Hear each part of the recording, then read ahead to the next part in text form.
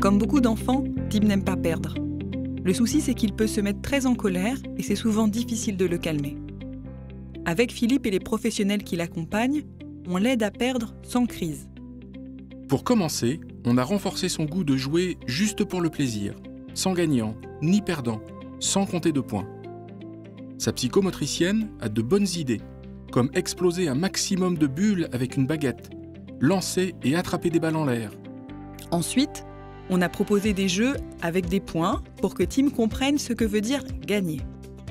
On lâche des voitures en haut du toboggan et on dit « Wouh, la voiture bleue a gagné, 1 point pour la bleue !» Cet été, à la kermesse, la maîtresse tenait un stand de chamboule-tout. Elle a bien expliqué à Tim que c'est normal de ne pas réussir à chaque fois. On lui redit aussi souvent que ce n'est pas grave de perdre. Tim s'entraîne aussi à perdre en psychomotricité avec des jeux d'adresse, comme les quilles ou le lancer de balles. Léa joue avec lui et lui montre que les adultes aussi peuvent perdre. Quand elle rate son tir, elle garde le sourire et elle dit à Tim « Oh, j'ai perdu. C'est pas grave, je vais réessayer. » Cela aide Tim à savoir comment réagir quand c'est à son tour de perdre. Et on fait attention de ne pas toujours le laisser gagner. Quand je joue au foot avec Tim, je lui montre aussi que je suis content de le voir gagner.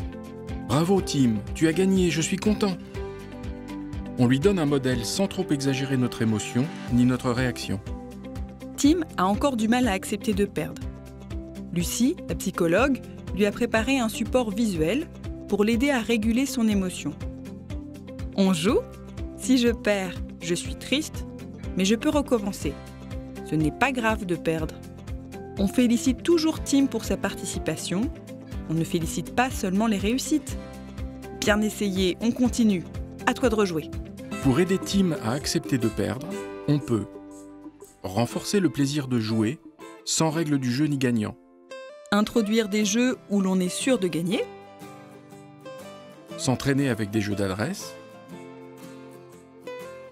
Et prévenir l'enfant qu'on ne réussit pas à chaque fois, que ce n'est pas grave de perdre.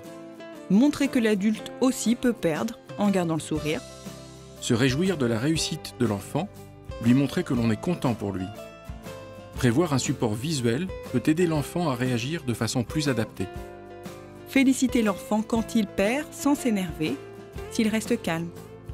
Ne pas toujours laisser gagner l'enfant.